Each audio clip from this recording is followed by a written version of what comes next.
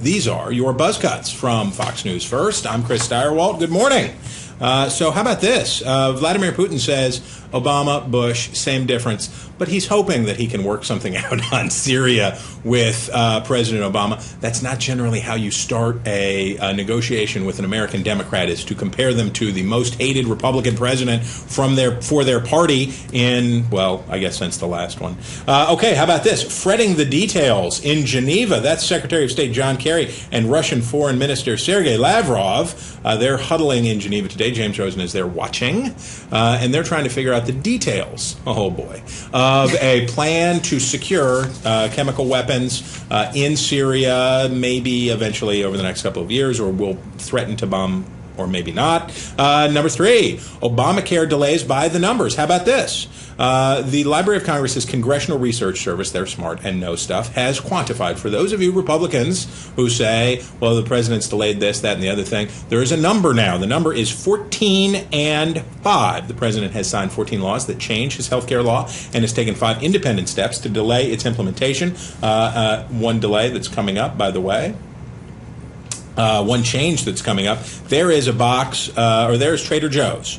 They have shed some coverage for employees and some hours. We will talk about Obamacare delays by the numbers and how it's affecting businesses. Yes, we will. And finally, your favorite of all the buzz cuts, thousands of organic grass-fed bombs. That's a line from a Second City parody of an OFA ad that you see there by a group that is Americans for Whatever Barack Obama Wants. And did you know that he's friends with Jay-Z, as they help to do a Kickstarter for the president's war? You would have that and more if you were already signed up for Fox News First. You can do it at foxnewspolitics.com. It's fun, I promise, except for the war stuff. That's not fun. But it's all happening right now because this is Power Play.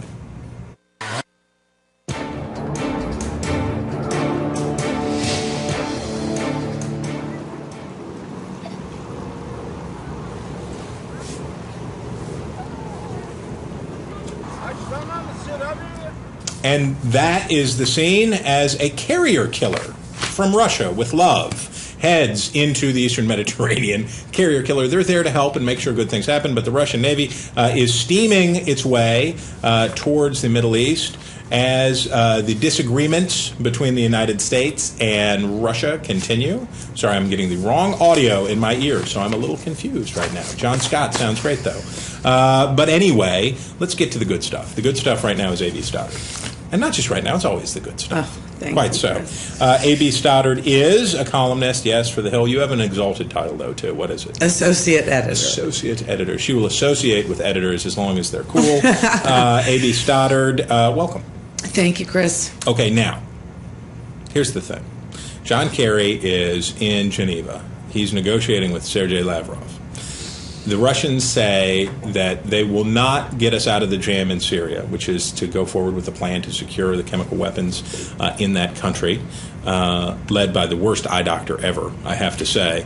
But the question is, everybody knows that the U.S. isn't striking nothing. Congress was so happy to hear the president withdraw his plea for a war cooperation. There's no way that that's happening. What is John Kerry's bargaining chip in Geneva? And nobody knows, because the thing is, obviously, they're going to have to keep saying that the threat of force is on the table, that President Obama said to the nation on Tuesday night that he has asked the military to maintain its current posture in order to keep pressure on Assad. And so John Kerry, despite the Russians' insistence that until we remove the threat of force, there's no deal, has to come to the table for the deal with the threat of force. That's obvious. The awkward timing, of course, of the arrival of lethal support to the rebels. Excuse me, that's been delayed for months, just while we're actually engaging in a deal that legitimizes President Assad, preserves his regime to the Russians' end, is a really interesting current for Secretary Kerry to be dealing with, because it is clearly not our goal to, in the words of John McCain, change the momentum of the civil war on the ground. We are not actually backing the rebels. We are actually giving Assad some time to do something that he says he'll do, but he probably won't. Well, right now it seems like what's happened is that through all this, Assad has more firmly gripping power than he was before all of this falderall about bombing started. This legitimizes his regime. And it the Russians keeps him are all... to let him come and be a signatory of the Chemical Weapons Convention legitimizes him, and it helps. It furthers the goal of the Russians, which is to keep the Assad regime in power. It doesn't. It actually hinders any hope of success among the rebels because it allows the jihadist elements, al-Nusra and al-Qaeda, to tell any remaining secular insurgents, see, it was the policy of the U.S. to preserve stalemate all along. They were never going to help you. Now, so how about this? I don't want to use the Q word. No, I'm going to use it, quagmire. How about this? We're arming the rebels, who are medium al-Qaeda, medium rare al-Qaeda. Some are, yes, definite al-Qaeda enthusiasts. Others are hanging out with al-Qaeda enthusiasts. And as a matter of fact, we've seen reporting from our own Catherine Herridge and our own Jennifer Griffin, who say our vacillation on this has actually driven the medium al-Qaeda into hot and heavy al-Qaeda. That's true, but the events of this week will do more to do that than anything in the last 2 years. So we're arming them, though. Now the news today is that the CIA, so we don't have boots on the ground, we have like Uggs on the ground, or like a moccasin of some kind is on the ground there. We're arming these folks. Some good backpacks. Full of stuff. Echo, yeah. But they're arming these guys, and they're giving them the stuff as they get wilder and woollier, and we're heading to a diplomatic solution. Doesn't it kind of feel like this is out of control right now? Oh, it's really surreal because the president did try to say in his address that his ultimate goal is a political solution in which the Assad regime ends and Assad goes. But he said we could only get there once we freeze the weaponry, the chemical stockpiles, the capability of Assad to strike again with chemicals. So it sounds nice, but he never explained how engaging with Assad, legitimizing him, bringing him into an international discussion that could last years and take tens of thousands of troops and cost untold amounts of money, that how doing that actually leads to success for the rebels and an eventual political solution that ends his regime. It just doesn't make any sense. It would have taken, I mean, if we would have sat here and said 6 weeks ago even that Assad could in any way survive this, it would have been almost impossible to imagine. It was a question of time. How many of his enemies could he kill? Could he get a carve-out for the Alawite peoples as a minority sect inside Syria?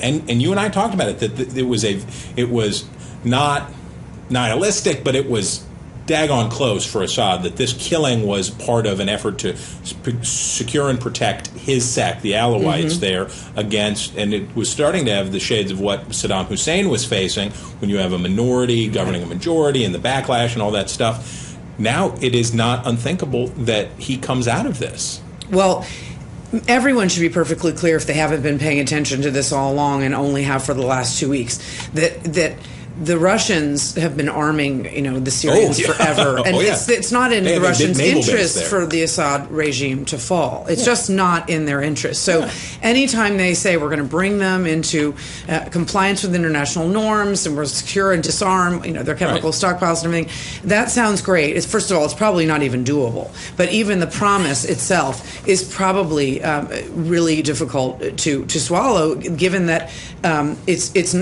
it's in the interest of the Russians, as Mr. Putin has so articulately said in the New York Times today, to quash this rebellion and kill off the insurgents and make sure President Assad keeps his job. This is the time to let the mortar rounds fly, as long as they're not chemical weapons. Now, the last thing. So Putin writes his op-ed in the New York Times, and I felt like I had been transported back to my childhood, where the Russians come out and they say, "Oh, America, why are you so bellicose? Why are you doing all this? Why are you being so mean? We love all the peoples of the world, and why are you doing?" We're all created equal. Because we're all created equal, man. Except for in Russia, the gays. The gays in Russia are definitely not created equal. Apparently not. Not cool. But what was interesting about it was how these are the same arguments that the KGB used in disinformation campaigns back in the 70s and 80s against the United States. And it's like they're just dusting off the playbook. It's like, hey, it still works. We can just go and... Well, he knows exactly how to hit President Obama where he's vulnerable. Yeah. And so it was a way for him to lecture the president to remain in control. He's in the driver's seat of this entire show, this circus sideshow that we're watching. He's the star of it. And he's... he will continue with this kind of, putting himself on the op-ed pages of the New York Times with such a lecture is really quite canny, I think. But he'll continue to stay in the spotlight and be the star of the show, and his ability to kind of, as you point out, appeal to our different factions and our different political persuasions, people who are reflexively sort of anti-war versus those who might have supported these strikes, but were afraid there was no end game. I mean, he's really he's conquering because we're divided, and that's anyway. We haven't seen the last. We might have seen the last op-ed, but we haven't seen the last of his. Theatrics. Well, shirtless theatrics soon to come. Right, the next one will be in Playgirl. Right. All right.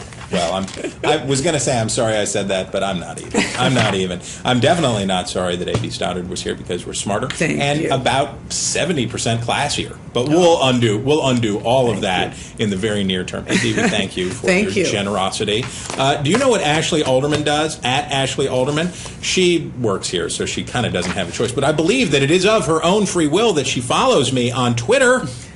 I believe that she really sincerely means that. I do too. She does. AB does. Wait. Anonymously. Whoa. I read Twitter. Breaking news. AB, okay. So you're not followable. You're just I'm not a creeper. Followable. Who would follow me?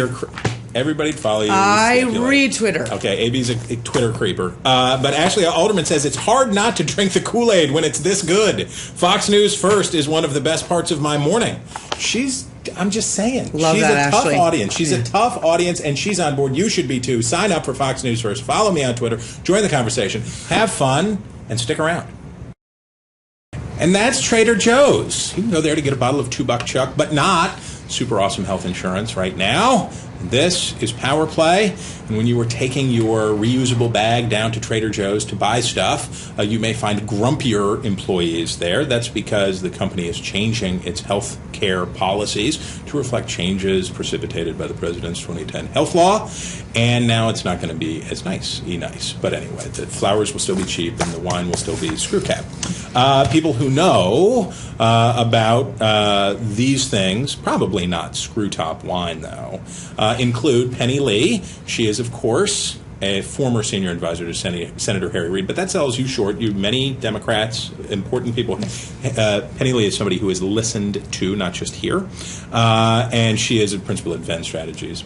Quite so. Dan Conson, he is a spokesman for the American Action Network, which doesn't necessarily mean anything to you because everybody likes American action, right? We do. But you guys like Republican kind of American action, yes? We like conservative action. You like conservative American Running action. away from that Republican label. Oh. No. Penny doesn't even let us get out of the intros, and it's already on, Dan. That's all right. So the question is this. It's getting very ugly. It's gotten uglier in Congress. Right now, you had a plan put forward by House leadership that says, well, maybe we could pass 2 continuing resolutions and then see which one the Senate picks. Would that be okay, Ted Cruz? And they were like, no. That's a bait and switch, and it doesn't work. Today, Mitch McConnell in the Senate is floating another trial balloon in the form of an amendment to a piece of legislation that would delay the individual mandate and memorialize the delay for the big business mandate that the president already did by fiat.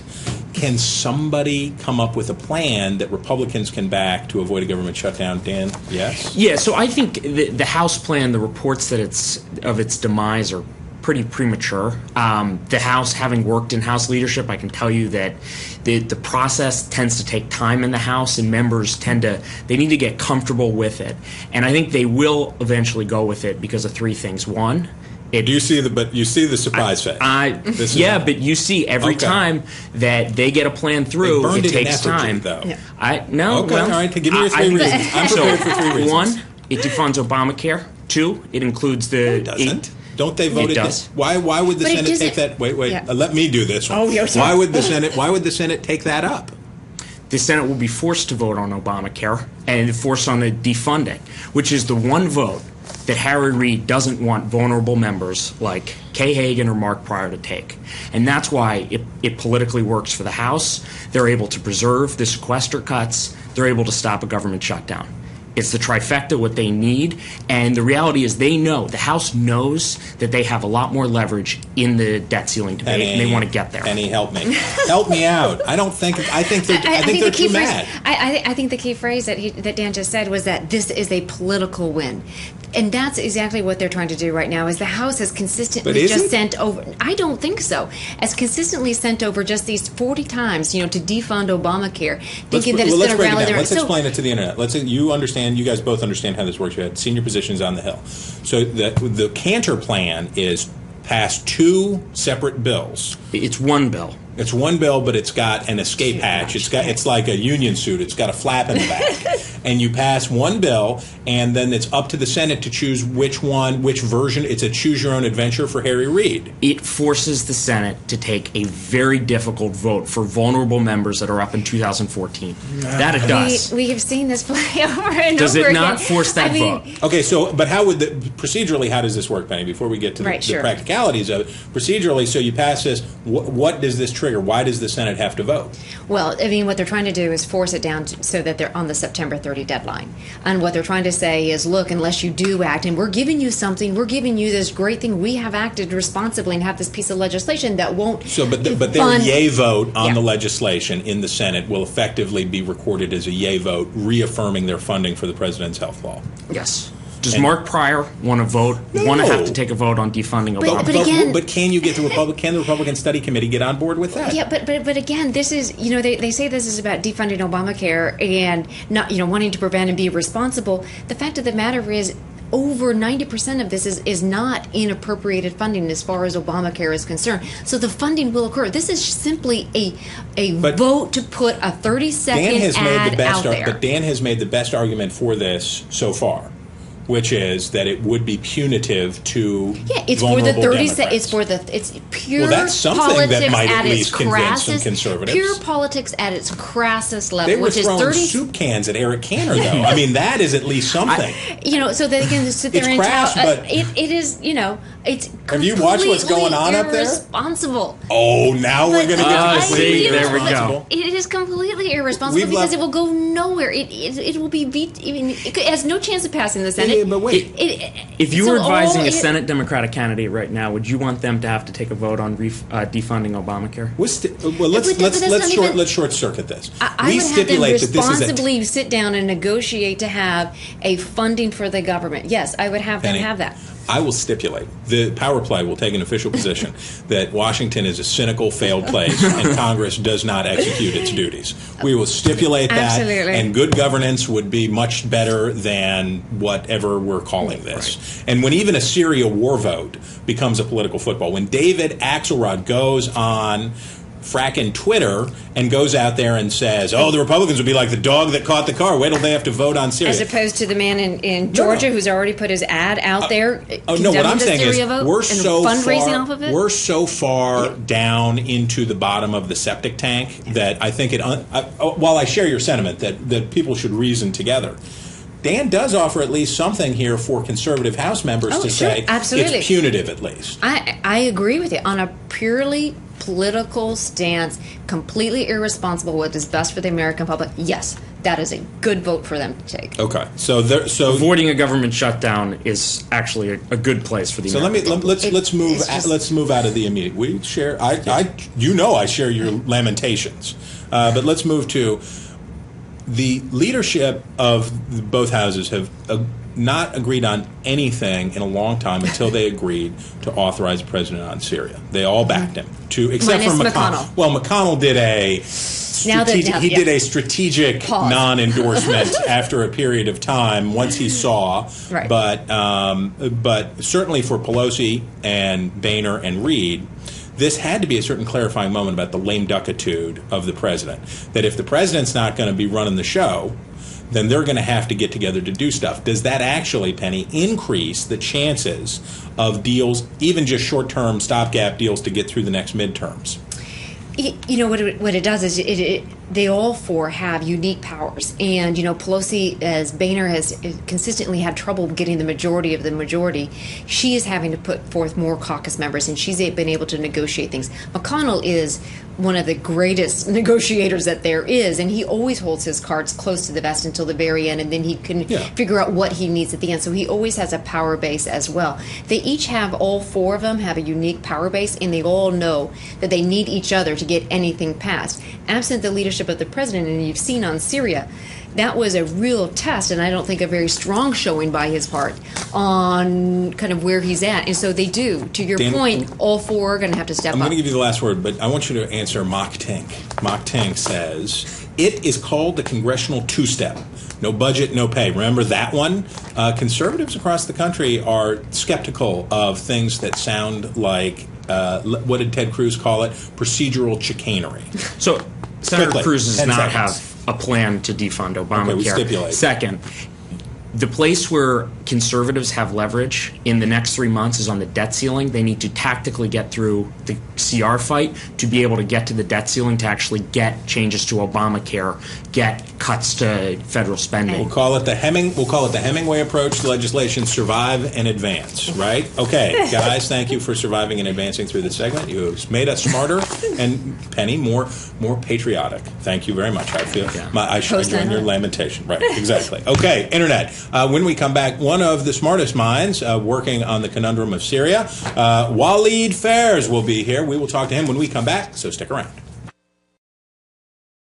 And that was an interview, not so super, that I'm sorry to laugh. It's all very serious. But General Idris, who is one of the rebel leaders that John Kerry, President Obama, and others are saying that they kind of want to help, but not officially, in Syria, in an interview with our friend Martha McCallum last week. It ended abruptly when the questioning turned to the presence of al-Qaeda in the ranks of the Syrian rebels. This is power play. So what to do, who are they, and how do you sort out a problem like Syria? Somebody who knows, plans, and is aware in a way that very few people are in America today. Waleed Fairs, he is a professor, yes. He is an author, yes. And he is also our Middle East and terrorism expert here at the Fox News Channel. Hi, Waleed. Hi, Chris. Thank you for having me today. Okay, we're running short on time. Okay. Give us the quick gloss. Are there enough trustworthy rebels left to try to help? We actually have not begun to connect with those. I submit would be the foundation for a free Syria. We just mentioned the interview with General Idris and with others. The problem with these important figures is that they have under their wing jihadist Islamist militias. They may not like them, but they're funded. These generals are funded on the ground that they will have those forces under them. My suggestion, Chris, now, is that we begin very modestly in the northeastern part of Syria. There is an enclave.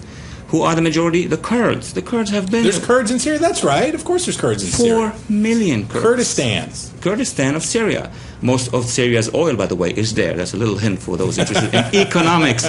But more important than that, the Kurds are there. Christians, 1.2 million Christians. Right. We have been talking about the persecution of Christians. Here's their zone. And some Arab seculars as well. This is where you would begin. You could trust them. They have a banner. And then...